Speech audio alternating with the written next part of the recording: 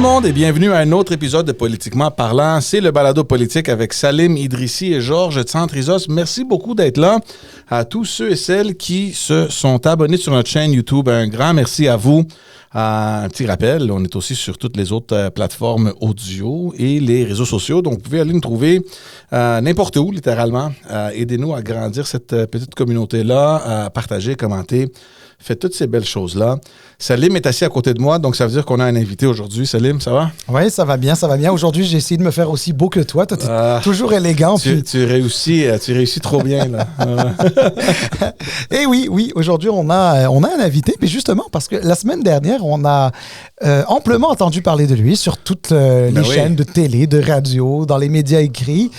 Parce que, il y a beaucoup de gens au Québec qui le connaissent, surtout ceux qui, comme moi, le soir, tard, scroll sur leur téléphone intelligent, à voir des trucs sur la politique et on tombe sur des capsules de vulgarisation de certains concepts. Je ne le connaissais pas, c'est la première fois que je le rencontre.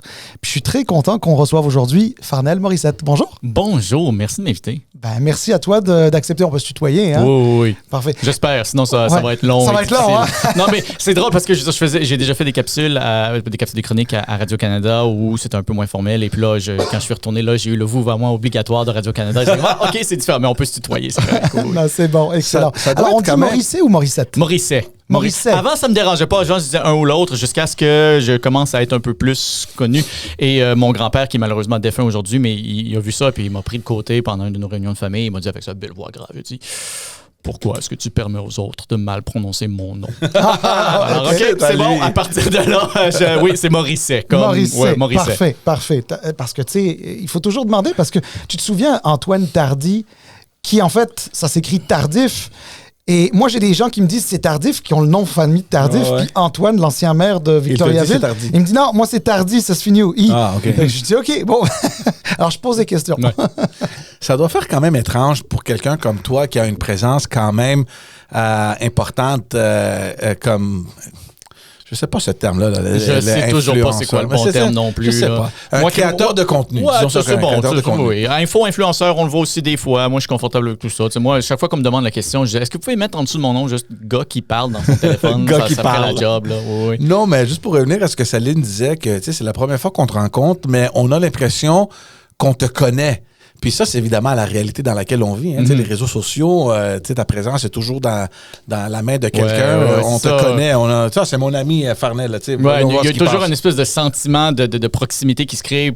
Ça s'est fait à la télé en premier, mais je pense que par les réseaux sociaux, c'est peut-être un peu plus encore, vu que justement, le moyen avec lequel je communique par les gens, c'est dans leur poche, c'est dans leurs mains, c'est la même façon qu'ils vont faire FaceTime avec leur famille. Je comprends un sentiment de proximité là-dessus que je fais quand même attention pour pas exploiter de façon néfaste parce que je réalise qu'il y a des gens pour qui c'est une espèce de malbouffe sociale aussi. Là. Mais ouais, c'est spécial de savoir que, je vois les stats, la plupart des gens m'écoutent généralement la nuit. Alors j'imagine qu'ils sont probablement sur le bord d'aller se coucher ou quelque chose. C'est là que j'ai comme mes interactions avec.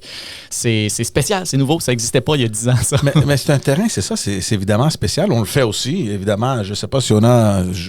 Je suis sûr qu'on n'a pas la même visibilité sur notre contenu que toi, tu as sur le tien, mais le fait qu'il y a maintenant l'existence de ce médium-là, où les gens, avant, c'était le journal, la radio, la télévision, on a notre rendez-vous à 6 heures ou à 9 heures. Mais maintenant, c'est partout, c'est n'importe comment. C'est comme, telle ou une telle, voyons voir ce qu'elle... Puis, il y a je sais pas, ça c'est le sentiment que moi je ressens, il y a ce mouvement où des personnes crédibles en ligne deviennent de plus en plus, ils développent cette réputation beaucoup plus qu'un journaliste qui maintenant de nos jours devient de plus en plus comme un négatif. Ah, t'es journaliste. Il y a un cynisme. On a eu cette discussion justement avec M. Larocque quand il était venu ici, puis même eux réalisent un peu cette réalité-là maintenant où, il y a un forum qui n'existait pas il y a 5-10 ans avec lequel on est en compétition, mais tellement que les journalistes sont vus comme ceux qui n'ont pas de crédibilité et l'autre qui dit n'importe quoi. Je dis pas que c'est toi qui dis n'importe quoi, mais n'importe qui peut aller sur son téléphone. La barrière est basse. Là. Exact. Ouais. Donc, c'est juste ça. C'est juste la réalité dans laquelle nous vivons. Puis toi, tu fais une carrière avec ça. C'est nouveau, puis ça va vite quand même. C'est nouveau, ça va vite. Et moi, je suis parmi ceux qui... Moi, mon niveau de confiance dans les journalistes est très élevé. Je crois à l'importance des institutions journalistiques. Mais nous aussi, d'ailleurs. Ouais. Je pense qu'il y a une évolution qui va se faire. De la même façon que quand on a inventé la radio, on n'a pas aboli les journaux, mais les journaux ont évolué en fonction de ça. Je pense qu'à mesure que, justement, il y a des gens qui ont une certaine expertise qui, par vocation, souvent, parce que, je veux dire, on ne gagne pas notre vie à faire ça au début, certainement pas, vont décider de participer, d'informer directement, d'amener leur expertise directement aux gens. Le rôle du journaliste, je pense, devient une espèce d'intermédiaire de dialogue beaucoup plus que c'est un vecteur de transmission d'informations. Et je pense que le rôle du journaliste est encore plus essentiel aujourd'hui, vu que maintenant, je veux dire, en 2 clics, on peut faire une intelligence artificielle qui me fait dire à peu près n'importe quoi. Alors, ça va recréer, je pense, un besoin dans le public de sources fiables, de gens qui vont dire, OK, ça, quand je vois le logo de telle institution journalistique, j'ai confiance.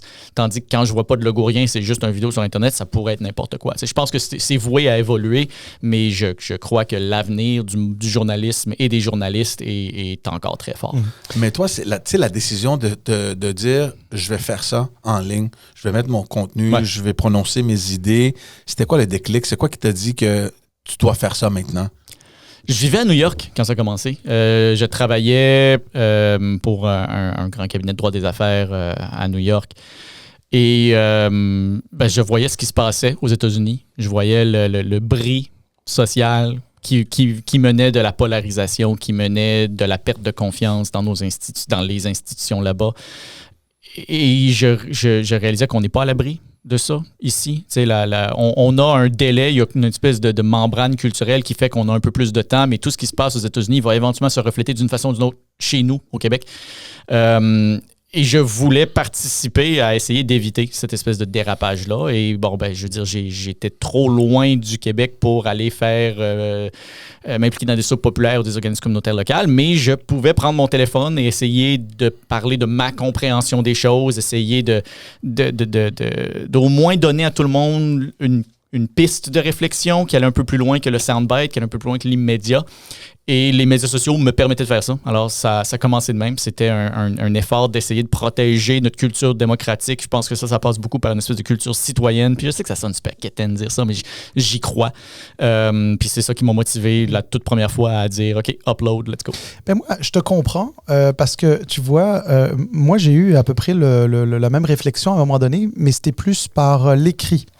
Je sais pas, c'est peut-être parce que je considérais pas nécessairement avoir à le faire sous forme vidéo, parce que je trouvais qu'à l'écrit, je pouvais mieux expliquer ma pensée qui parfois est peut-être très complexe à expliquer, trop longue à expliquer dans un micro, là.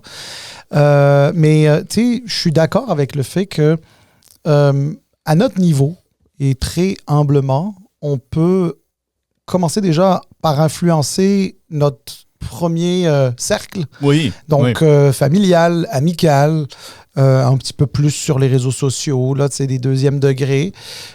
Puis parfois, quand ça prend, ça peut prendre une plus grande allure. Mais avant d'aller plus loin, ce serait le fun qu'on découvre un petit peu qui est Farnell dans le fond. Okay. Là, prendre un peu... Je ne sais pas si tu as déjà eu l'occasion de le faire sur tes propres plateformes, là, mais... Quelqu'un m'a fait réaliser récemment, je ne me suis jamais nommé dans aucune de mes capsules jusqu'à... on va dire pas encore, techniquement. Alors, je parle pas beaucoup de moi, alors ça me fait plaisir. Je pense que c'est légitime. Là, non, mais c'est parfait. On veut savoir un petit peu... Alors, il y a des choses qu'on sait déjà.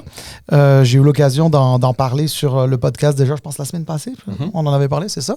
Mais vas-y, parle-nous un petit peu. Donc, un petit gars de Québec... Oui, je suis né à l'hôpital Jeffrey Hale dans Saint-Sacrement, à Québec. J'ai grandi, grande majorité de mon enfance a été à l'île d'Orléans, à Sainte-Pétronille. Mais pendant ce temps-là, j'allais à l'école, j'ai fait mon école primaire, mon école secondaire dans des écoles du centre-ville de Québec.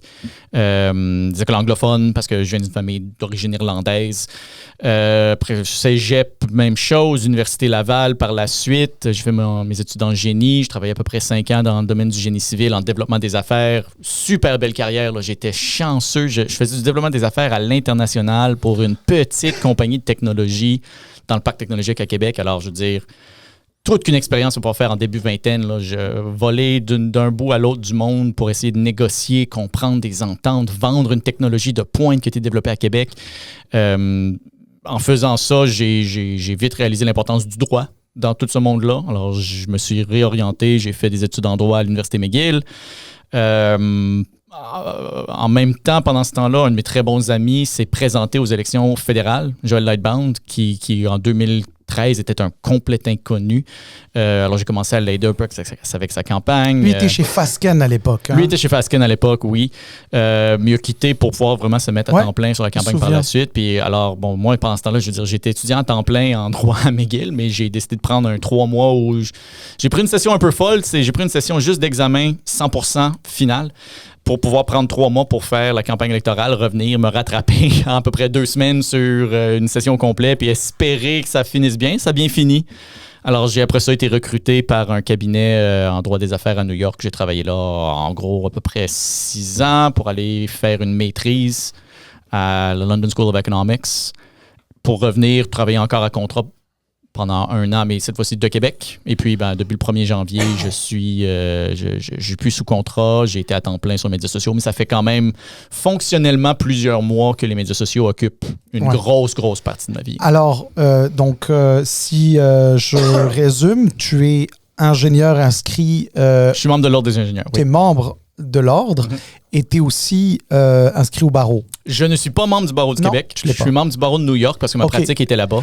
Ah, OK. Alors, je suis pas membre. Je veux toujours le préciser, j'ai une super bonne relation avec le barreau du Québec, mais je veux par respect pour les obligations professionnelles, j'ai un grand respect pour leur rôle. Je le dis toujours, je le précise toujours, je ne suis pas membre du barreau du Québec. D'accord, mais tu es membre du barreau à New York. Oui. Donc, tu as une formation juridique au Québec. Oui, au Québec, puisque c'était à McGill, donc Common Law civil et le droit civil. Le droit civil. OK, good, parfait. Et puis, tu avais fait aussi une mineure en économie. Oui, en même temps, j'ai fait ma dernière session, mes 2 dernières sessions, j'ai fait une mineure en économie à l'Université McGill. OK, fait que dans le fond, t'aimes ça l'école, hein? J'aime beaucoup ça l'école, oui, ça marche. Je suis très chanceux, ça marche vraiment bien pour moi à l'école. Ah c'est bon, oui. C'est excellent. Alors, non, mais je trouvais quand même que c'était important aussi de mentionner tout ça parce que, alors en plus, bien sûr, de ton expérience de travail qui est absolument pertinente et qui est, en tout cas, pour quelqu'un qui a envie de servir le public, là, on verra si tu vas avoir la confiance de tes électeurs. Je respecte la décision du public là-dessus, mais oui, je m'offre. Mais c'est ça, exactement. C'est exactement. Tu es quasiment dans un processus d'emploi. Oui, c'est une belle façon de le dire. Et donc, on va voir si les électeurs de Tachereau, qui sont fondamentalement les recruteurs, vont te choisir ou non. Mais c'est sûr que ça aide. Je veux dire, il n'y a pas juste la voie des beaux diplômes puis des belles expériences de travail. Ça prend de tout genre de monde en politique aussi. Là, je ne veux pas donner l'impression que je pense que parce que je suis bardé de diplômes ici et là, j'y ai droit, absolument pas. Oui, non, voilà, exactement, parce que c'est le principe justement de la politique versus peut-être d'autres emplois. Mais alors, là, tu as mentionné Joel Lightbound. Donc, j'imagine que si tu l'as aidé, c'est que vous êtes un tant soit peu alignés. On n'est jamais 100% d'accord avec quelqu'un, mais vous êtes relativement alignés. Donc, tu es aussi un libéral fédéral ou comment ça... Mon implication en politique a commencé parce que Joel Lightbound est un bon ami. C'est un ami, c'est ça. On se connaît depuis le cégep et puis j'étais quelqu'un de moyennement politisé, mais pas tant. On arrive tous à la politique de notre propre façon. Mais c'était en 2014-2015 où je me fais inviter à prendre un café avec mon ami de longue date qui était revenu à Québec et qui me présente la situation. Je veux dire, à l'époque, Parti libéral du Canada, dans Louis Hébert voulait se présenter, pas très fort, 3e à peine. On connaissait personne, on n'avait pas d'argent. Et puis, mais je le connaissais, je savais qui il était, j'avais confiance. C'est un bon ami quand un ami te demande de l'aide comme ça, puis tu sais que c'est une bonne chose pour l'ensemble de la société, tu dis oui, puis tu trouves les moyens de faire fonctionner ça plus tard. Alors, ça a été ça. De là, mon implication, je ne suis pas quelqu'un de particulièrement partisan dans la vie. Je veux dire, je ne suis pas absolument tatoué sur le cœur Parti libéral du Canada, Parti libéral du Québec, mais je comprends que si on veut faire de la politique, il faut travailler avec des gens. Et c'est comme ça que ça a commencé pour moi, ce processus-là. Mais s'il avait été conservateur, est-ce que ça se peut... Ça aurait été plus difficile. Je me serais moins vu là, mettons. Oui. C'est ça, exactement. Mais je veux quand même préciser parce que... Puis c'est très embêtant parce que on a la chance que ce soit un podcast où on peut le dire. Je sais qu'il y a beaucoup de gens qui veulent dire Parti libéral du Québec, Parti libéral du Canada, c'est la même chose. Pas dans mon expérience jusqu'à présent. Blanc bonnet, bonnet blanc. Puis si la preuve, c'est qu'il y en a certains qui sont là et là. Mais je veux juste rappeler aux gens qui nous écoutent, par exemple, au même moment que les gens votaient pour M. Legault au Québec, il lui offrait 2 majorités de suite. Au même moment, les mêmes électeurs... Dans les mêmes circonscriptions, élisaient un député de Justin Trudeau puis de Mark Carney. Donc, c'est en fait, de dire ou de penser que c'est exactement la même chose, honnêtement, moi, je le dis, c'est un raccourci intellectuel. Oui, puis les électeurs sont capables de beaucoup plus de nuances que certains commentateurs tendent à vouloir imputer, je pense. Oui. Non, mais je suis d'accord. Puis, écoute, on a tous des amis au Parti conservateur qui sont des libéraux au provincial. Donc, c'est pas des gens qui se disent attendez, moi, au provincial, je suis ami avec le gars de l'autre parti. Non, c'est... tout comme, je veux dire, il y a des libéraux provinciaux qui sont NPD au fédéral. Il y en a dans toutes les directions. Là. On dit des grands chapiteaux. Là. Il y a de la place pour tout le monde. C'est vrai, mais je pense qu'en proportion, il doit y en avoir moins, par exemple. Juste par le fait qu'il y a peut-être un peu moins d'électeurs du NPD à la base, là, mais je veux dire, c'est des cercles qui se recoupent quand même. Je comprends. La question que j'ai, puis je pense que les gens auraient compris, si jamais ils ne le savaient pas, que tu te présentes pour le PLQ dans le comté de Tachereau, dans la région de Québec. Et je veux revenir à ton rôle comme créateur de contenu, influenceur, whatever. Quand il y a quelqu'un avec tellement de contenu disponible en ligne, OK, tu as exprimé tes opinions peut-être en faveur ou en défaveur d'un gouvernement ou d'un parti ou d'un député ou quoi que ce soit, d'un premier ministre. Puis là, tu te lances en politique. Ce contenu-là, est-ce qu'il peut te revenir et te cogner à la tête? Est-ce qu'on peut voir un effet boomerang quelque part où tu permets aux gens, voici tout ce que j'ai dit, have fun, trouvez tout ce que vous voulez, puis peut-être, je sais pas, il y aurait une politique ou dans la plateforme qui va venir bientôt, qui va contredire quelque chose que vous avez déjà dit. Ça peut être un jeu dangereux quand même. Il n'y a pas un risque? Ouais, tu sais, une des premières questions que beaucoup de gens m'ont demandé, c'est est-ce que tu as fait le ménage? C'est ça, non, exact. J'ai pas fait. Je n'ai effacé aucune capsule, aucun commentaire, rien du tout. Je me sens vraiment mal pour les apparatchiks des autres partis qui sont sûrement en train d'éplucher les milliers d'heures de contenu que j'ai publié sur Internet dans les 5 dernières années parce qu'il y en a du stock. Mais, tu sais, je fais confiance à l'intelligence des gens, fondamentalement. Là. C'est normal... De un, c'est quand on parle pour faire une analyse quelconque, c'est pas le même contexte que dire maintenant je dois travailler en équipe avec des gens. Je vais pas renier mes valeurs. Je suis un progressiste. Je pense que ça transparaît très clairement. Mais je suis d'abord un progressiste pragmatique. Et puis ça, si ça veut dire qu'on va gagner 10 pieds au lieu de viser pour en faire 100 et pas être capable d'en faire du tout, je suis confortable avec ça. C'est sûr que je préférerais qu'on avance dans une direction un peu plus vite, un peu plus loin. Seul, on va vite, ensemble, on va loin, mais surtout, encore plus important que ça, quand on le fait ensemble, c'est viable et ça reste. C'est un vrai progrès social au lieu d'une espèce de swing qui va d'un bord à l'autre. Alors, je fais confiance à l'intelligence des gens de faire la part des choses. Et puis, je veux dire, je suis sûr que, il y a des gens qui vont trouver une phrase prise en contexte ici et là qui fait paraître une chose X, Y, Z, mais la plupart de ce que je dis, de ce que je fais, c'est des capsules de 1 ou 2 minutes. Alors, si on veut aller voir le contexte, c'est assez facile de faire aussi. Je fais confiance au monde là-dessus aussi. Comment tu as pris ces décisions-là? Est-ce que c'est toi qui as dit, c'est le temps, avec tout ce que j'ai vu, avec tout ce que j'ai analysé, il est temps que je participe maintenant, que j'ai une voix plus active dans la démarche, dans tout l'exercice démocratique? Ou est-ce que c'est quelqu'un qui a dit « Ah, ce gars-là, il est intéressant, peut-être qu'on peut aller l'approcher, est-ce qu'il serait intéressé? » C'est quoi la connexion avec le PLQ? Comment ces décisions-là ont été prises? Ouais, c'est tough le dire parce que c'est pas comme si quand on se présente aux élections, il y avait comme une espèce de moment déclencheur officiel. À partir de maintenant, nous sommes en discussion. C'est quelque chose d'un peu plus flou que ça d'habitude. Dans mon cas, ce qui a vraiment accéléré ma pensée là-dessus, qui est de dire, OK, là, c'est pas juste une idée théorique, là, je pense que c'est le temps, puis c'est important de le faire maintenant, ça a été les derniers mois du gouvernement Legault, où on a accéléré des projets de loi, on a déposé toutes sortes de projets de loi qui étaient, à mon point de vue, je comprends vouloir agir vite, vouloir agir rapidement, mais qui menait aussi, je crois, à des risques fondamentaux à long terme pour notre démocratie, qui m'ont dit, OK, là, c'est peut-être le temps que je prenne un rôle un peu plus actif. C'est bien beau être dans les gradins à commenter, là, mais quelque part, il va falloir rentrer dans l'arène pour réellement que ça aille plus loin que juste des mots.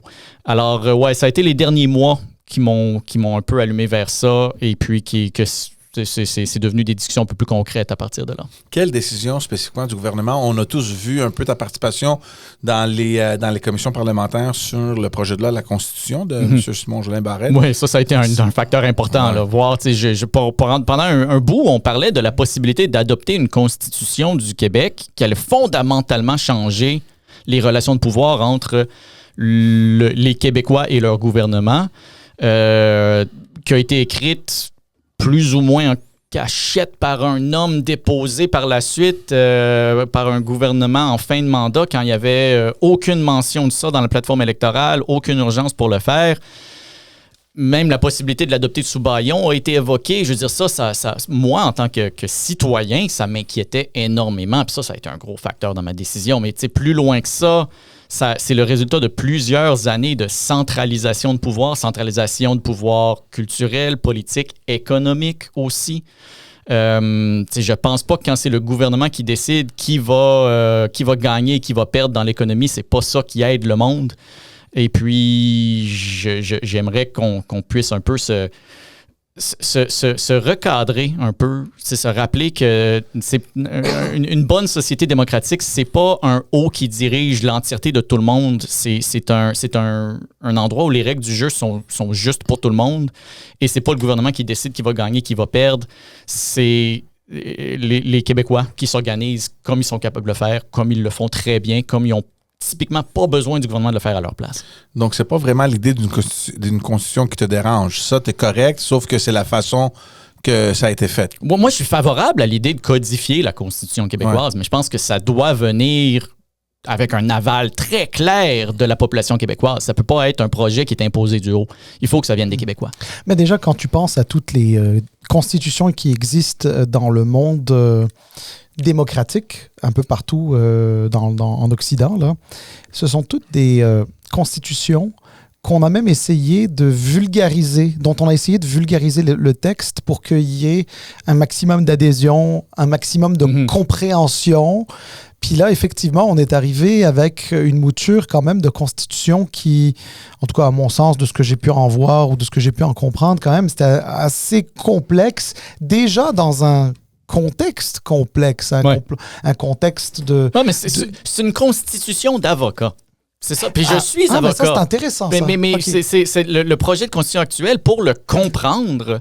le commun des mortels va être capable de comprendre peut-être certaines sections du préambule, mais je veux dire, il y a plein de choses là-dedans. On fait référence, on dit nous incorporons tels articles de telle autre loi. Je veux dire, ma grand-mère, une femme qui est intelligente, que je respecte, que j'ai déjà vu sortir son code civil pour argumenter contre son voisin, je veux dire, une femme intelligente, là, serait jamais capable de comprendre cette constitution-là. Alors, venez pas me faire croire que c'est une constitution des Québécois. C'est une constitution d'une poignée de main de juristes qui sont bien plugués avec le gouvernement, puis je suis pas confortable avec ça. C'est ça. Ben, je pense que je loge au même endroit. Je pense qu'à la Coalition Avenir Québec, il aurait été possible d'arriver avec une mouture qui aurait été peut-être un petit peu moins politique. Là. Donc, c'est-à-dire qu'il aurait pu aller chercher l'adhésion des autres partis politiques aussi. Une unanimité, c'est très rare, mais au moins un large consensus. Oui, c'est ça. On n'aura jamais l'unanimité, mais d'ailleurs, comme la Charte québécoise des droits et libertés de la personne, elle date de 1974. Oui, ça a été adopté à l'époque par un gouvernement libéral, celui de M. Bourassa. Toutefois, adopté à l'unanimité. Oui, voilà, exactement. Alors, c'est possible. Ça se fait politiquement. Ça se fait. Et d'ailleurs, au Québec, on ne dit pas que c'est la charte de Bourassa. C'est la charte québécoise. C'est la charte québécoise. Parce qu'elle a été adoptée unanimement, parce qu'aucun parti politique ne l'a reniée depuis. Bon, il y a eu des modifications, mais je veux dire, l'âme est resté à peu près identique jusqu'à ce que la CAQ commence à faire des modifications sous bâillon. Oui, bon, c'est ça. Donc, alors, là, j'ai une petite question pour toi, justement, parce que là, tu t'es officiellement lancé la semaine passée comme candidat libéral, l'équipe de Charles Milliard dans Tachereau. T'as fait l'objet de critiques. Oui. Parce que, puis en tout cas, corrige-moi ou si je me trompe ou s'il manque des éléments dans ce que je dis. Tu as été critiqué parce qu'il y avait beaucoup de gens qui t'écoutaient, puis ils t'écoutaient en se disant « Ah, lui, c'est intéressant ce qu'il dit, j'aime bien ce qu'il dit, j'adhère à ce qu'il dit. » Mais il y a des personnes qui se sont senties trahies. Oui, le mot est ressorti à quelques reprises. Je trouve ça dommage, mais je reconnais que c'est parmi les choses qui ont été dites. Ouais. Oui. Non, mais tu t'es trahi. Bon, je comprends que c'est pas ton intention. Tu partages tes valeurs. Ensuite, s'il y a quelqu'un qui y adhère, peut-être que la personne est plus libérale qu'elle ne le pense, peut-être, je sais pas. Peut-être, oui.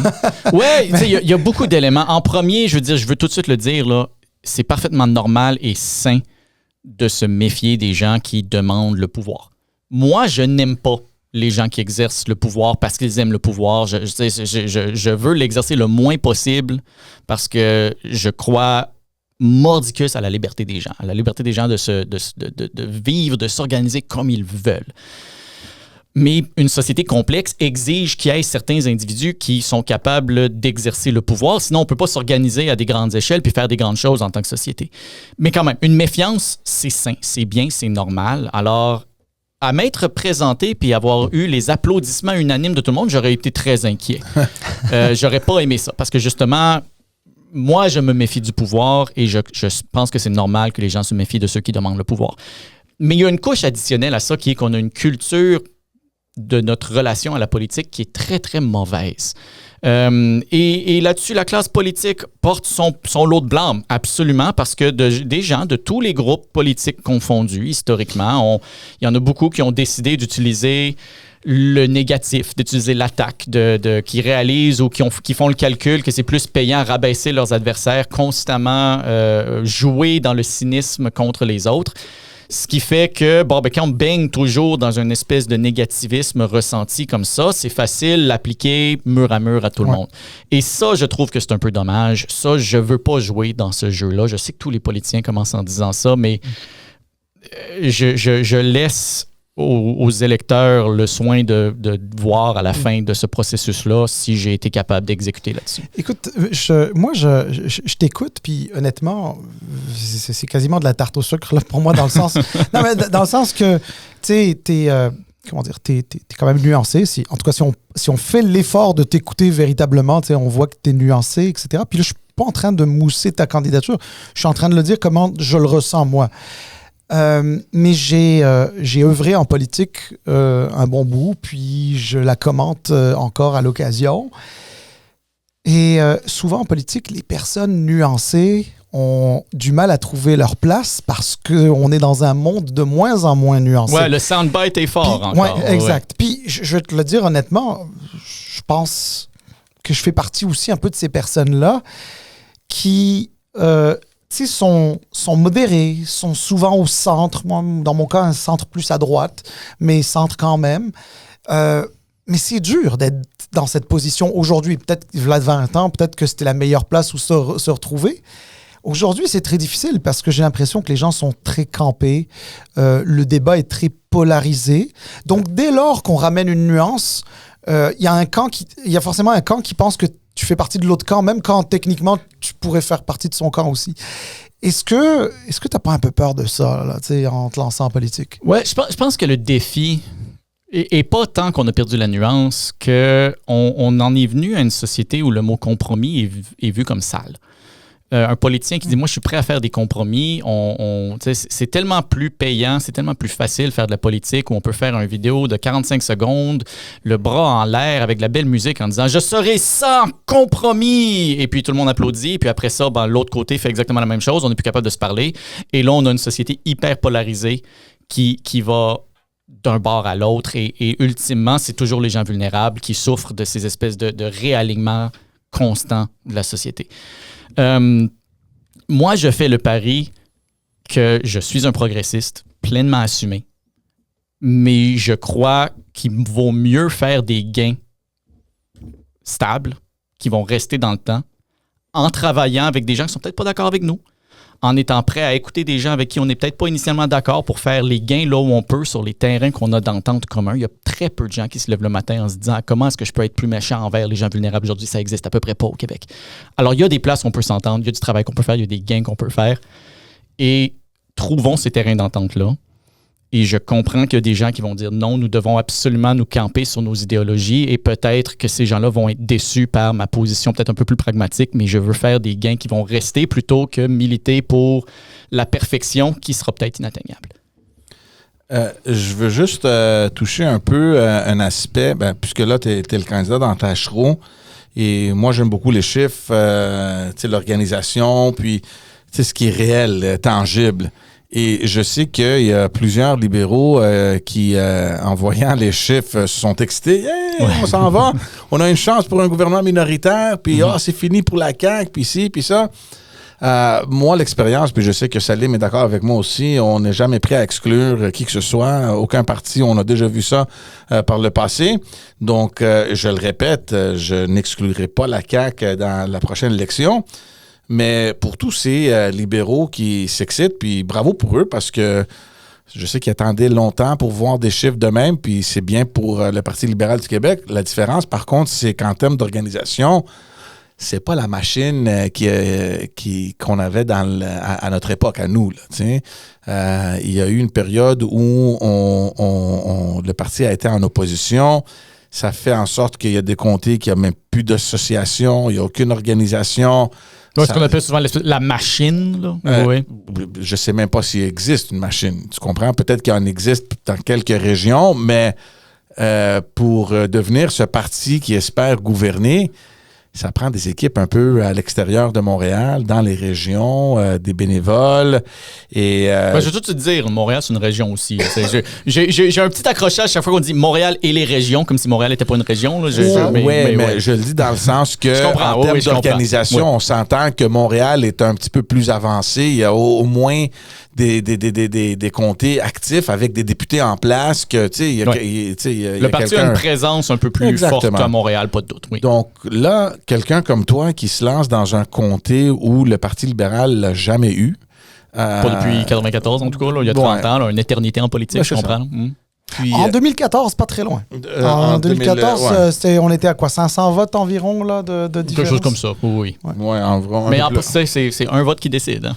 Non, effectivement. On a joué dans un film récent là-dedans. Non, mais c'est ça. Mais déjà que le défi était énorme ou considérable, et regardant le fait que, il va falloir qu'on repart ça à zéro, tu as quand même une grande côte à monter. Mm-hmm. Comment tu vois ça dans Tachereau, ou quand même... Québec solidaire, c'est Étienne Grandmont, je pense. C'est quand même, d'après ce que j'entends, c'est quelqu'un qui est quand même ancré. C'est un comté que, je pense, selon ce que j'entends, qu'ils apprécient leurs députés. Là, évidemment, ça reste à voir ce qui se va passer là, aux élections avec les chiffres de Québec solidaire. Mais, c'est intéressant parce qu'au dernier épisode, on parlait avec Salim sur le fait que le Parti libéral du Québec doit maintenant se concentrer à créer ce momentum à l'extérieur de Montréal parce que, pour gagner une élection, c'est pas juste Montréal. Et tout à coup, on a un Farnell Morisset qui se présente dans Tachereau, dans la grande région de Québec, qui, comme région, a ses propres défis où on voit une montée considérable des conservateurs, par exemple. Oui. Donc ça, toi, tu vois tous ces chiffres-là. Comment tu perçois ça? Je veux pas que tu nous dises ton plan de match non plus, là, mais en termes... On veut des secrets. Oui. Non, je vais aller fouiller dans la case secrète. Non, c'est première chose à dire, j'ai reçu beaucoup de questions, tu sais, pourquoi Taschereau, puis c'est pas le résultat d'un calcul, c'est pas le résultat j'habite dans Taschereau. Puis pour moi, un député, ça doit représenter sa communauté en premier. C'est l'ensemble du raisonnement qui m'a mené à me présenter dans Taschereau. Je le vois comme une opportunité parce que c'est vrai, il y a tout à bâtir. Mais justement, il y a tout à bâtir. Alors, on peut le bâtir à notre image. Les gens qui ne se voient pas dans les autres options présentement, on peut se bâtir quelque chose ensemble, de nouveau, qui, oui, va devoir exister à l'intérieur d'un plus grand monde, mais qui va pouvoir interagir avec ce monde-là aussi. Et puis, je veux dire, j'ai l'intention de faire appel à tous ceux qui veulent bâtir ça avec moi, certainement. La montée, excuse-moi, la montée de popularité du Parti conservateur dans la région de Québec, qui, il y a une époque, étaient des électeurs du Parti libéral du Québec quand même. Il y avait une bonne présence dans la grande région de Québec. Comment tu le vois? Est-ce que c'est un vote? Et on a cette discussion très souvent avec Salim, mais on le faisait avec le Parti québécois. On disait, il n'y a pas une alternative crédible. On stationne notre vote là-bas, ça se reflète dans les sondages. Dans la grande région de Québec, est-ce que c'est la même chose, sauf qu'avec un autre parti, on est peut-être moins souverainiste, donc c'est sûr que c'est pas le PQ. Mais entre la CAQ et le Parti libéral, on n'est pas encore trop sûr. Donc, stationnons notre vote au Parti conservateur, ou est-ce que c'est quelque chose qui, selon toi, d'après les gens que tu côtoies ou que tu rencontres dans les rues, est-ce que c'est quelque chose de beaucoup plus tangible pour les conservateurs dans la région de Québec, où il faut faire attention stratégiquement, puis du côté d'organisation pour le Parti libéral du Québec? Je pense que la première chose à bien comprendre, c'est que région de Québec, ça peut vouloir dire beaucoup de choses différentes, dépendant de qui on le demande. Il y a des gens qui vont dire région de Québec, ça va jusqu'en Beauce. Là. Je pense que la réalité des Beaucerons, j'ai un énorme respect pour les Beaucerons, c'est pas la réalité des gens de Québec. Il y a beaucoup de gens qui vont inclure Lévis là-dedans. Je pense que la réalité, c'est que les gens de Lévis aussi ont leur réalité qui est propre. Charlevoix. C'est toutes des réalités différentes. Alors, quand on parle de la région de Québec, j'ai l'impression que souvent, on l'élargit de façon très grande pour inclure toutes sortes de personnes qui ont des intérêts, des besoins, des réalités très différentes entre elles. On entend souvent à l'extérieur, surtout dans les médias montréalais, que Québec est une ville conservatrice, tout ça, mais c'est pas le cas. Si on regarde à l'intérieur de là où... C'est comme n'importe quelle grande ville. Dans le fond, le centre-ville tend généralement, parce que c'est des gens qui sont plus rapprochés les uns les autres, des gens qui réalisent que oui, on doit vivre de façon interconnectée. Il tend à avoir un peu plus d'ouverture aux solutions politiques qui sont plus progressistes, tandis que dans des endroits où justement les gens ont peut-être une réalité un peu plus axée sur l'unité familiale, peut-être qu'ils ont des visions un peu différentes des choses. Mais je crois pas que la région de Québec est une place où les gens vont stationner leur vote. Puis mon indication de ça, c'est que la région de Québec a historiquement été dans toutes les directions, dans toutes les orientations, à peu près partout. Alors, je crois que les électeurs de Québec, même, c'est probablement des gens qui sont très politisés, par le fait que c'est la capitale nationale, par le fait que plein d'autres choses se passent là-bas. Ce qui fait que c'est, je crois, un électorat qui est justement un peu moins prévisible, beaucoup moins acquise, qu'il faut justement travailler beaucoup plus fort pour convaincre et garder. Oui, ça, effectivement, c'est très intéressant. Puis, tu sais, région de Québec, peut-être pas confondre avec une certaine époque où il y avait beaucoup de radios à Québec qui avaient un discours plus conservateur, et on avait cette fausse impression que Québec était conservatrice de bout en bout, alors que c'est pas vrai. Puis même, effectivement, dépendamment de quoi on parle, si on parle de la région métropolitaine de recensement, là, tu sais, quand tu vois dans les sondages, la RMR de Québec, ça comprend Lévis, puis d'autres petites places sur la rive sud de Québec. Mais si tu parles de la région administrative en tant que telle, tu parles pas de la rive sud en réalité, mais tu peux t'en aller à l'ouest jusqu'à Portneuf. À peu près, oui. Et à l'est jusqu'à Charlevoix, Côte-de-Beaupré. Ouais. Donc c'est sûr que c'est une réalité qui est très différente d'un comté comme Taschereau ou Jean-Lesage ou Vanier-les-Rivières, par exemple. Donc, mais tout ça, c'est bien intéressant. Maintenant, je t'ai entendu aussi parler un petit peu de ton leitmotiv politique, que j'étais capable de déceler déjà un petit peu dans tes vidéos, et notamment lors de ton apparition devant la commission qui traitait du projet de loi 1 sur la Constitution du Québec. tu parles de droits et libertés. C'est quelque chose qui t'anime visiblement. Et en même temps, tu sais, c'est pas l'époque la plus, la plus extraordinaire pour les droits et les libertés en ce moment. Ça fait mal. Oui, quelqu'un qui est axé sur justement vouloir défendre les droits et libertés, l'Occident en général vit un moment difficile présentement. Ça c'est très vrai de parler de manière générale en Occident. Donc, effectivement, c'est des vents...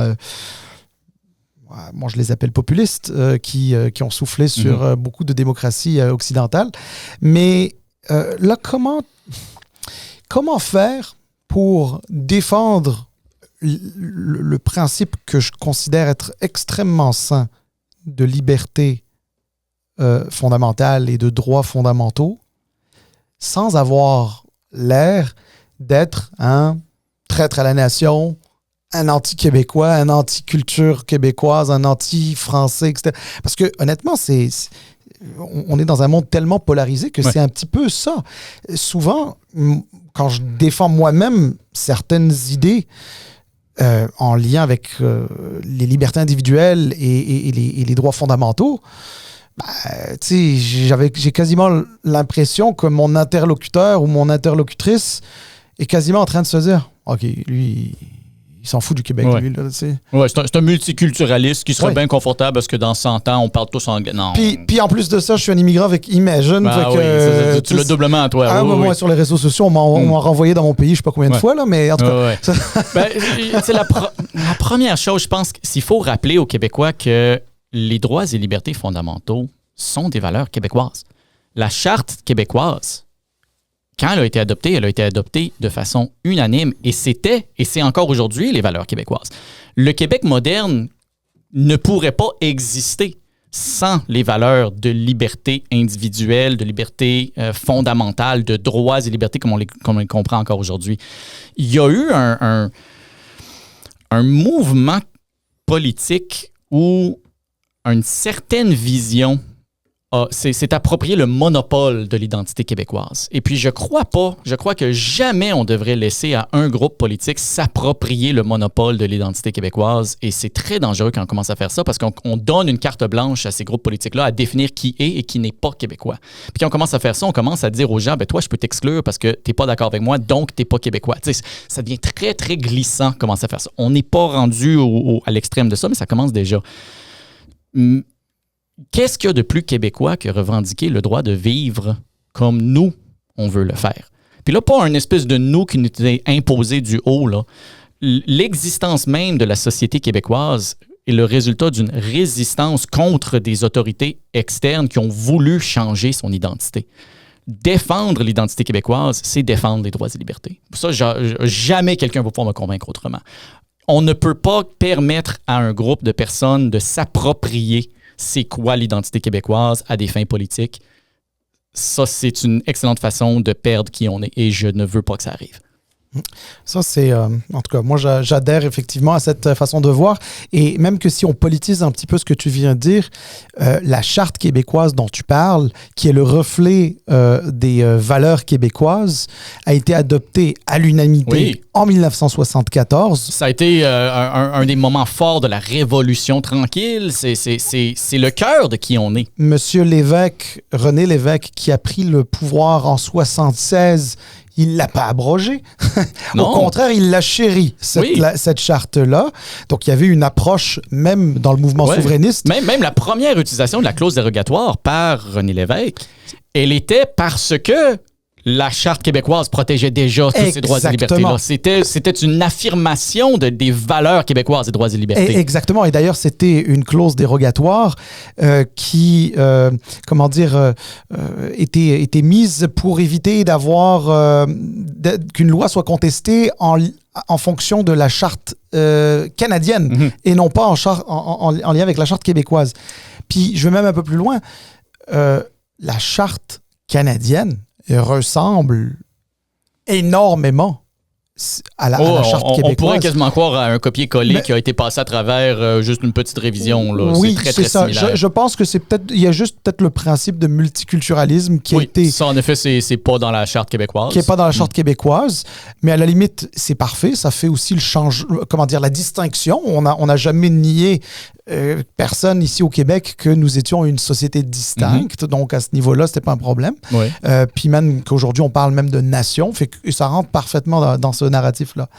Mais alors, Farnell, t'arrives quand même à un moment assez charnière. Hein? Il y a eu la contestation, alors j'allais dire la contestation de la loi 21.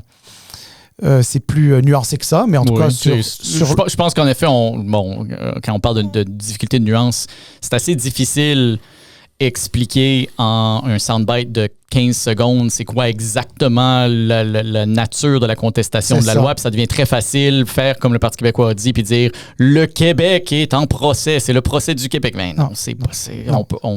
faut qu'on en parle de façon plus intelligente. Puis d'ailleurs, ceux et celles qui ont pris le temps juste de l'écouter, parce que c'était en direct sur le site Internet de la Cour suprême, les gens qui étaient là, puis enfin, les avocats, les procureurs, etc., qui s'échangeaient, on voyait bien, il n'y avait pas du tout, mais alors là, pas du tout de procès du Québec ou des valeurs québécoises. Non, mais on peut toujours sortir des soundbites pour faire paraître les choses un peu radicales puis extrêmes, mais je veux dire, c'est faire un très mauvais service aux Québécois de les présenter hors de leur contexte, sans toute la nuance associée, puis bon, je trouve ça dommage, mais j'espère qu'on va pouvoir avoir un dialogue un peu plus constructif là-dessus. C'est exactement, mais là, juste pour être plus clair dans mes propos, c'est que, en fait, ce qui est contesté, c'est l'usage préventif de la clause dérogatoire qui permet donc de se soustraire, qui permet à une loi de se soustraire à toute contestation, alors que l'un des principes démocratiques, c'est que si quelqu'un n'est pas d'accord avec une loi ou se sent lésé avec une loi au Québec ou au Canada, c'est de s'adresser aux tribunaux. Ben, c'est même pas l'usage préventif qui est présentement contesté. Il y a deux positions du gouvernement fédéral. La première, c'est qu'un usage tellement prolongé qui est renouvelé à répétition pourrait avoir l'effet de détruire la mémoire collective de comment exercer un droit, ce qui est un argument qui est, disons, créatif. Personnellement, quand moi je lis la charte, je ne vois pas cet argument-là exister, mais on verra ce qui va être décidé. Et l'autre chose, c'est que les juges, dès que la clause dérogatoire est évoquée, les juges ne peuvent même pas donner une opinion non exécutoire, ne peuvent même pas donner un avis. Et puis là-dessus, je veux dire, moi, en tant que citoyen, en tant qu'électeur, j'ai pas de misère à ce qu'il y ait le plus d'opinions différentes possibles. Et quand je lis la charte, je vois pas l'impossibilité des juges de donner un avis non exécutoire pour dire, ben voici comment on considère la chose, mais on reste et on laisse et on respecte entièrement le droit de l'Assemblée nationale d'avoir le mot final là-dessus, comme le permet la clause dérogatoire. Ouais. Alors ça, c'est sur 21. Puis l'autre qui a fait parler d'elle, d'ailleurs pas plus tard que dans les derniers jours et même dernières heures, un petit peu, c'est la loi 96, qui aussi est, protégée par une clause dérogatoire utilisée de manière préventive par le gouvernement du Québec. Alors toi, tu arrives en politique, tu arrives à un moment charnière, puis en plus de ça, ton leitmotiv politique est un peu malmené, disons. Est-ce que c'est des batailles que tu cherches à faire à l'intérieur du parti? Est-ce que c'est des batailles que tu attends de te faire élire pour les faire? Il y a encore des positions encore pas très claires. En tout cas, ce matin, elle était peut-être éclaircie un petit peu, celle sur 96, etc. Comment tu vois ça, ton rôle de candidat là-dedans? Y a-t-il des conseils que tu peux aussi donner? Parce que, quand même, tu as un bagage, là, au-delà de ce que tu fais sur les réseaux sociaux. Je veux dire, tu as ton bagage de juriste aussi. Ton implication, tu la vois comment sur ces sujets d'importance pour les droits et libertés? Fondamentalement, je pense pas que ça change tant mon rôle que dans le sens où on a tous le droit, puis même je dirais, on a tous un peu l'obligation morale, je crois, de participer à ce genre de discussion-là à la hauteur qu'on est capable et confortable de le faire dans une société. Et je veux dire, ma motivation, la première fois que j'ai pesé sur le bouton « Upload », est la même qu'aujourd'hui. Je veux participer, je veux contribuer au bien-être de mes voisins. des membres de la société québécoise. Alors, j'ai une question qui m'est venue souvent, c'est est-ce que tu vas continuer à faire des capsules explicatives, des capsules de vulgarisation? Oui, je comprends que ça va sûrement être pris d'une façon différente. Je respecte l'intelligence des gens, mais mon intérêt n'a pas changé. Bon, au moins, c'est pas un hoodie à l'Assemblée nationale. Non, c'est drôle parce que justement, moi, je veux dire, j'en ai porté des vestons. Là. J'ai travaillé pour Wall Street. J'en ai porté des vestons. J'ai pas de misère à en porter des vestons, mais la plupart de mes capsules, je suis en hoodie. Je suis confortable parce que je suis chez moi. Et puis, un n'empêche pas l'autre. Tu prépares ton petit café. C'est ça. Oh, oui. Mais là, sur la loi 96, justement, à cause de tout ce va-et-vient qu'on a vu dans les médias, puis on a eu cette discussion un peu plus tôt avant de venir en ondes. Je sais pas qu'est-ce qui se passe dans le caucus, puis il y a une perception comme si le narratif du Parti libéral du Québec est tellement contrôlé par cette faction, si tu veux, anglophone du parti. Et tu dois le savoir déjà que la perception est souvent la réalité. Là. En politique, ce qu'on écoute, les gens vont l'avaler. Puis bonne chance à expliquer aux gens par la suite. Oui, donc la perception devient un sentiment de réalité. Oui, je comprends ce que tu veux dire. Donc, et ça, je ne sais pas si c'est un problème actuellement ou si M. Millard a l'intention de se clarifier encore plus sur ce sujet-là, parce qu'on voit un peu le PQ commencer un peu sa campagne. On le voit venir, là, ils vont se miser pas mal là-dessus. Là. Puis, si tu le savais pas, je te le dis. T'es un gars intelligent. Je suis pas surpris. Ça va être quand même... Je suis pas choqué, là. Non. Puis, mais regarde, c'est correct. C'est la politique. On choisit nos batailles. Puis eux autres, comme tu disais tantôt, il y a certains partis qui se sont appropriés de ce qu'on pense est l'identité québécoise. Puis eux autres, la langue est importante. Puis la langue est importante aussi pour moi. Là. Moi, je suis un enfant de la loi 101, puis j'adore cette loi-là. Je suis pas trop convaincu que Charles Milliard, peut-être qu'à l'interne, c'est correct, on est beau, mais je te parle de la perception qu'on a vue dernièrement sur les médias. Il y a une perception de mélange, de confusion, voyons donc, là, on rentre encore dans ce jeu-là. Il n'y a pas un leader du Parti libéral du Québec qui peut sortir avec une idée claire, une direction claire. Voici ce qu'on fait, point à la ligne. Il y a toujours un va-et-vient, on revient sur ce qu'on a dit, un volte-face comme on écoute dans les médias. Est-ce que tu penses que stratégiquement, le Parti libéral du Québec doit, à un moment donné, sortir et dire, guys, voici ce qu'on va faire, OK, puis point à la ligne. Parce que c'est pas clair. Ouais, là-dessus, je pense que la première chose qu'il faut se rappeler, c'est que Charles Millard, ça fait quoi, 1 mois et demi qu'il est chef? Ouais.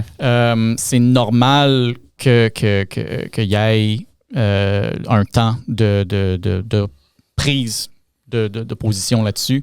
Mais regardons juste dans le dernier mois et demi. Un chef qui se présente dans Orford, pas à Montréal, là, une circonscription qui n'a pas été libérale en beaucoup de temps, qui a quand même, je veux dire, sans vouloir me péter les bretelles, ça demande un certain courage, un certain guts d'aller chercher un candidat comme moi à Québec. Parce que, je veux dire, moi, avant que je fasse mes capsules, là, je les vérifie pas avec le parti, puis j'ai pas l'intention de commencer à le faire. Alors, oui, il y a des positions à développer là-dessus. Je pense qu'il y a un travail de le communiquer très bien, parce que historiquement, je veux dire, elle a été simplifiée à outrance par les médias, je pense. Beaucoup des positions, pas juste du Parti libéral, position de pas mal tous les partis sur la défense du français. On est tous d'accord pour dire qu'il faut absolument protéger, et pas juste protéger, il faut permettre aux Français de s'épanouir au Québec. Et ça, il y a un travail énorme à faire là-dessus qui est jamais fini. On n'aura jamais fini la question là-dessus. Il faut toujours veiller là-dessus. Moi, je regarde la façon qu'on en parle présentement. Et puis, j'ai comme l'impression que parce qu'on a de la misère à se faire servir en français sur la rue Crescent à Montréal, on adopte des lois qui rendent ça vraiment difficile pour une business en Beauce d'utiliser une nouvelle technologie dans un logiciel qui existe juste un endroit dans le monde. Ce qui fait que ça fait mal à tout le monde parce que ça fait en sorte que des gens d'affaires qui veulent développer des technologies, moi j'ai travaillé dans le monde de la technologie à Québec, là, ils se développent des choses incroyables qui se font mettre des bâtons dans les roues par des politiques qui sont aucunement adaptés à leur réalité, ça crée un sentiment d'opposition, d'antagonisme à la défense du français dans certains milieux qui n'aident pas du tout le français. Tout ça parce qu'il y a une réalité différente à Montréal. Il faut qu'on arrête de penser qu'on peut adopter une loi identique partout dans tout le Québec quand il y a des points faibles et des points forts. Il y a des problèmes avec le français à Montréal, absolument. Alors adoptons une politique qui est taillée pour les besoins de Montréal et gardons-la à Montréal, là où elle va avoir le maximum d'impact pour s'assurer que le français est défendu à Montréal, et adoptons une politique qui est beaucoup plus adaptée aux besoins et réalités de la Beauce en Beauce, de la Gaspésie à Gaspésie, de Québec à Québec. C'est tout, c'est le mur à mur, s'imaginer qu'on peut faire une règle qui va s'appliquer pareil partout quand la réalité elle est différente à différents endroits. Ça crée des frustrations et je crains que, en fin de compte, ça crée un sentiment de résistance à la défense du français, ce qui n'est pas productif pour personne. Mais est-ce que c'est réaliste de penser qu'on peut appliquer une politique de même sur la protection de la langue française avec du cas par cas? Bon, à Montréal, c'est comme ça. Dans Beauce, ça va être différemment. Et moi, je pense que c'est ça le vrai défi de cette loi-là. C'est pour ça que c'est un bobo que personne ne veut toucher. Ouais. Mais ça se trouve déjà. Il y a déjà des éléments de ça dans la loi. On a, par exemple, différentes municipalités ont des règles différentes qui s'appliquent en fonction des réalités historiques, des réalités démographiques des différentes municipalités. Je veux dire, on a déjà une ouverture à de la variabilité régionale en fonction des besoins, des réalités, des pratiques de différentes régions. Je pense qu'on devrait continuer à développer ça pour avoir une défense du français qui n'est pas un 2x4, qui est adapté, qui est taillé à la réalité linguistique, qui va avoir le maximum d'impact partout. Bien, écoute, moi, j'aime beaucoup ce que j'entends là, parce que, dans le fond, tu peux le transposer même sur d'autres sujets. Tu sais, à un moment donné, là, il y a eu toute la discussion sur le programme de l'expérience québécoise là, pour l'immigration. Donc, c'est des gens là, qui sont des temporaires ici, puis qui essayent soit de renouveler leur permis de travail avec le gouvernement fédéral ou d'obtenir ce qu'on appelle un certificat de sélection du Québec qui leur permet de devenir des résidents permanents, puis ultimement des citoyens canadiens ici. Tu sais, les endroits au Québec où il y a eu les plus fortes levées de boucliers en faveur de garder cette immigration-là, contrairement à ce qu'on pense, ce n'est pas à Montréal ou dans la grande région de Montréal. C'est dans... Tu as donné l'exemple de la Beauce, mais la Beauce est un très bel exemple. Ouais. Puis même que je dirais que j'ai été témoin dans certaines situations de business, d'entreprises, dans le fond, du Saguenay et même de la Gaspésie qui ont fait beaucoup d'appels pour dire on veut les conserver. Pourquoi? Parce qu'effectivement, c'est que s'il y a une main-d'œuvre qui est peut-être, entre guillemets, j'ai envie de dire, entre guillemets, moins nécessaire à Montréal. Et là, tu fais une espèce de mur à mur, alors qu'en Beauce, en Gaspésie, au Saguenay, on a des besoins. Ben, les gens en Gaspésie, en Beauce et au Saguenay, ben, ils comprennent pas. Ils disent, mais nous, on n'en a pas de problème avec les immigrants. Nous, on les reçoit. Puis en passant, on n'en a pas de problème avec le logement. On en a des logements, tu sais. Donc, dites-nous pas que c'est à cause des... Moi, je viens de Québec. La ville de Québec est la championne en construction de logements présentement. Il faut continuer là-dessus. Là. Oui. Non, mais c'est exactement ça. C'est juste parce que parfois, quand j'entends, mais oui, il n'y en a pas de logement pour les accueillir. Non. Alors, je suis moins d'accord. Mais effectivement, c'est-à-dire que, en fait, dans le fond, là, ce que tu es en train de dire, Farnell, puis corrige-moi si je l'interprète mal, mais dans le fond, c'est juste de mettre en place des politiques publiques qui répondent spécifiquement à l'enjeu et d'arrêter de jeter le bébé avec l'eau du bain, parce que c'est à peu près ce qu'on fait. Tu sais, là, tu as donné l'exemple de la langue, j'ai donné celui de la main-d'œuvre. Fondamentalement, sans vouloir tout mélanger, on pourrait même parler de laïcité, parce que dans le fond, on jette le bébé avec l'eau du bain parce qu'il y a des personnes qui sont bien correctes, mais vont payer pour peut-être la bêtise que 2 ou 3 auront faite dans une école en bris des principes de neutralité de l'État. Donc, Fait que dans le fond, c'est quelque chose de plus spécifique. Oui, je pense que tu le traduis bien. Puis il y a un élément aussi de ça qui est que quand un politicien veut donner l'impression d'agir, il adopte des lois. Mais des fois, on n'a pas besoin de lois, on a juste besoin d'appliquer les lois qui existent déjà. Et il y a plein d'exemples de ça. Je veux dire, on a déjà des lois, par exemple. Si on a de la misère à avoir du service en français à Montréal, ça prend, c'est super rapide. Ouvrez votre téléphone, signalez-le à l'Office québécois de langue française. Mais ça prend 6 mois à avoir une réponse. Alors, qu'est-ce qu'on fait? On adopte des nouvelles lois pour dire, regardez, on a agi quand on pourrait donner les ressources là où ils sont nécessaires à la place. Et ça, je veux dire, ça, c'est un thème récurrent. Là, pour donner l'impression d'agir au lieu de réellement agir, on adopte des nouvelles lois qui donnent des nouveaux pouvoirs au gouvernement à chaque fois, qui vont peut-être être appliqués avec des ressources ou pas, pour avoir d'autres problèmes plus tard parce qu'on n'a pas mis les ressources nécessaires. C'est un espèce de tapis roulant qui m'énerve un peu. Toujours adopter des nouvelles lois, puis des nouvelles lois, quand on a déjà des lois existantes qui, si elles étaient appliquées correctement, puis les ressources étaient là pour le faire, on n'aurait pas ces problèmes-là. Alors là, je te pose une question un peu plus technique, mais quand même très politique, et tu vas te la faire poser, fait que je serai peut-être le premier à te la poser. La clause dérogatoire, on en a parlé tantôt, là. À quel moment est-ce que on peut légitimement l'utiliser? Puis je parle pas de l'utiliser dans le sens, il faut l'utiliser pour l'utiliser. Mais à quel moment? Parce qu'aujourd'hui, on a l'impression que les gens en ont fait une question de principe. Oui, c'est monté en épingle beaucoup, la clause dérogatoire. C'est ça, une question de principe. Mais moi, je veux aller un peu plus loin que la clip. Là. Je veux comprendre. Il y a bien, si la Constitution du Canada prévoit une clause dérogatoire, ça veut dire qu'elle peut être utilisée dans certaines situations. Oui. Donc, toi, défenseur là, des libertés individuelles et des droits fondamentaux, là, à quel moment est-ce que l'utilisation de la clause dérogatoire est légitime? Première chose, il faut réaliser la clause dérogatoire, elle fait partie de la charte. Alors, les gens qui disent qu'utiliser la clause dérogatoire, c'est contre la Constitution, je suis en désaccord. La clause dérogatoire, elle est dans la Constitution. La clause dérogatoire, mon interprétation de la chose, c'est qu'elle existe parce que des gens intelligents et raisonnables peuvent avoir des désaccords sur la portée des droits et libertés. On est tous d'accord pour dire que la liberté d'expression, c'est une bonne chose. On est tous d'accord pour dire que la diffamation ne devrait pas être légale. Mais pourtant, la diffamation, c'est une forme d'expression. C'est une forme d'expression qui n'est pas légitime. Elle est où exactement la ligne entre de l'expression légitime à l'intérieur de la liberté d'expression et de la diffamation? Des êtres humains intelligents peuvent avoir des désaccords là-dessus. Et ça se peut que les législateurs, donc l'Assemblée nationale du Québec, par exemple, aient un point de vue qui est différent des 9 juges de la Cour suprême. Et dans le cas de ces désaccords-là, la clause dérogatoire existe comme appel final à l'électorat. Alors, la clause dérogatoire existe où, dans le cas de désaccord ou de désaccord potentiel, dans le cas d'utilisation préventive, on est en train de dire aux électeurs, nous croyons que ça devrait être ça.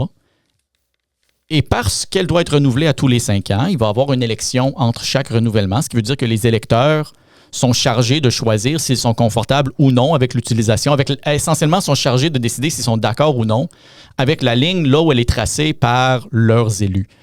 Dans cette situation-là, moi, je suis confortable avec l'utilisation de la clause dérogatoire. Elle existe pour ça. Et c'est une utilisation qui est légitime. Là où il y a un désaccord raisonnable et intelligent entre personnes qui analysent la portée exacte des droits fondamentaux, on laisse le mot final aux électeurs et je suis confortable avec ça. Écoute, c'est bien, c'est très bien expliqué, mais tu vois, Georges, comment tu fais de la politique avec ça? C'est très difficile. Tu sais, parler de clause de dérogation avec monsieur, madame, tout le monde, puis je respecte l'intelligence, bien sûr, des gens, des citoyens, des électeurs, etc. Mais c'est tellement... j'ai envie de dire, technique, puis son utilisation, il y a même une dimension philosophique. Aussi, oui. Lorsque on veut s'adresser à un électorat pour lui expliquer la nécessité de l'utiliser ou de ne pas l'utiliser, d'ailleurs, parce que c'est aussi compliqué l'un que l'autre. C'est juste que quand tu l'utilises et que tu arrives à le vendre comme étant on défend notre identité, l'argument il est simple, là, c'est on défend notre identité, on va pas plus loin. Il va toujours exister un incitatif de communication politique à ne pas expliquer la clause dérogatoire pour pouvoir à la place faire peur aux gens. Mais je pense que là-dessus, il y a une responsabilité de la classe politique de correctement en parler et il y a une responsabilité citoyenne de la comprendre le plus possible. Ouais. Bon, c'est un peu... Quand on est dans un monde aussi polarisé où il y a une espèce de politique de la terre brûlée, c'est tellement... Enfin, moi, je sonne un petit peu pessimiste, hein, mais c'est parce que depuis le temps qu'on en parle, ça fait déjà plusieurs années, si on parle de la loi 21, ça a été adopté en 2019, on est en 2026, ça fait déjà 7 ans. Puis avec tout ce que ça... La Cour supérieure, la Cour d'appel, la Cour suprême, puis là, on attend des réponses, puis 21, puis 96, et puis il y en a d'autres, là, évidemment. Mais c'est la loi 9, non, qui a renforcé c'est-tu la loi 21 qu'elle a renforcé ou le... Oui, c'est ça, qui a élargi, si tu veux, la portée de la loi 21. Là, je le dis dans mes mots, là, c'est pas exactement ça, mais presque. Fait que, en tout cas, tout ça pour dire, je suis un peu pessimiste parce que j'ai comme l'impression que le débat politique aujourd'hui, c'est on est pour ou on est contre. Ouais. Mais est-ce que tu es pour ou contre la loi 9? Je veux dire, il y a tellement de choses dans cette loi-là. On peut-tu y aller avec un peu plus de granularité, s'il vous plaît? Oui, puis je peux-tu être d'accord à 90%? Oui, exactement. Je peux être d'accord à 90%. Puis tu sais, même la loi 21, moi, tu sais, je l'ai souvent dit ici ou même sur d'autres tribunes.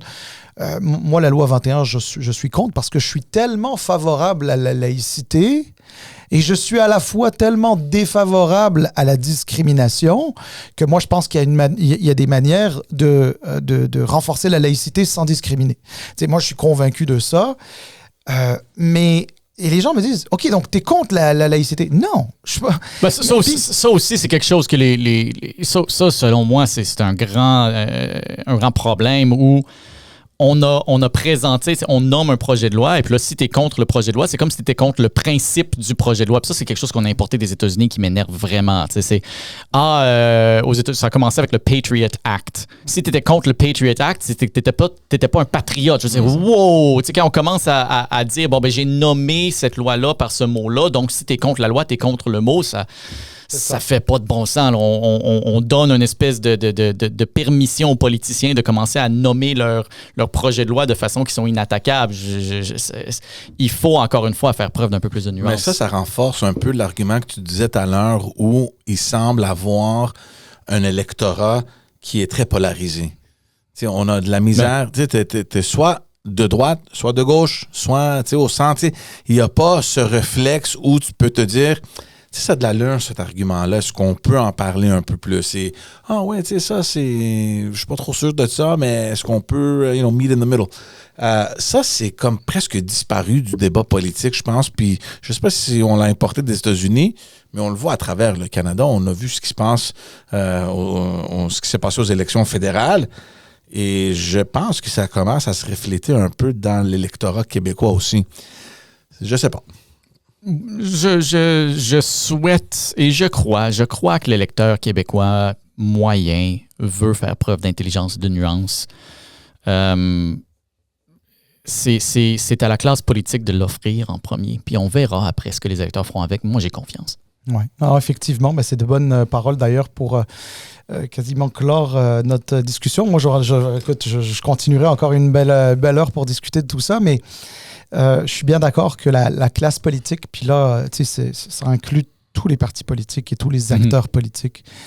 J'ai comme l'impression que... je suis peut-être un peu dur là, mais moi j'ai comme l'impression qu'il y a une dégradation de la classe politique et parce que la classe politique n'élève plus, à mon sens, le niveau et je trouve... Alors ça c'est le bout qui lui appartient, évidemment, il y a des populistes qui aussi là-dedans, là, mais... Et je dis ça parce que je trouve que lorsque le niveau de débat sur des sujets aussi importants n'est pas à la hauteur, c'est un manque de respect pour l'intelligence des gens. Mm-hmm. Parce que je reste convaincu que si on élevait le niveau, on verrait des gens qui votent pour, qui voteraient contre, des gens qui votent contre, qui voteraient pour, qui se rendraient compte qu'ils ne votent pas dans le bord qu'ils pensent qui votent. Oui. Et je suis convaincu. Évidemment, tout le monde n'est pas mêlé, tout le monde n'est pas... Mais il reste que... C'est l'époque qu'on vit, je crois. Oui, et moi, je me rappelle toujours fondamentalement notre système politique, notre système social au complet est basé sur l'idée qu'en parlant aux gens, c'est possible de changer leur avis. Ça arrive rarement, c'est super difficile à faire, mais quand ça arrive et c'est possible, et heureusement, parce que si c'était pas possible, la seule chose qui nous resterait à faire, c'est se battre. Et je pense pas qu'on veut aller là. C'est l'art de convaincre, et c'est un art qui, à mon sens, je suis un peu pessimiste aujourd'hui, je m'excuse, mais c'est un art que je trouve qu'on perd ou qu'on ne chérit pas plus autant, parce qu'aujourd'hui, on mise plus sur l'instinct primaire du citoyen et de l'électeur. On essaye de provoquer une réaction chez l'électeur au lieu de simplement s'asseoir avec puis de lui dire voilà ce que je pense et voilà la raison pour laquelle je propose ça et voilà pourquoi ce que je propose règle tel problème qui est au centre de ta préoccupation. Mais véritablement de l'expliquer. Mais simplement de se dire lui là, je pense que telle affaire, regarde, si je le pique sous cet angle-là, il va avoir la réaction que je veux, c'est bon pour mon vote. C'est là qu'on est. Voilà. On va mettre un petit point là-dessus. Comme Saline disait, on peut continuer jusqu'à demain, là, mais je sais qu'on a d'autres choses à faire, surtout toi. Merci, Farnell, d'être passé à Montréal. Je sais que tu es venu juste pour ça aujourd'hui. La seule et unique raison, je suis venu juste pour vous parler.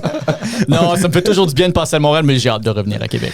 On l'apprécie énormément. Puis, on rappelle aux gens, c'est tout frais, là. Tu sais, t'as été nommé candidat dans le comté de Tachereau, dans la région de Québec. Donc, on va te suivre de près pour voir comment cette affaire-là va évoluer pour toi. Puis, on te souhaite bonne chance. Et c'est ça. On vous voit tous sur le prochain épisode. Merci, au revoir. Ciao tout le monde.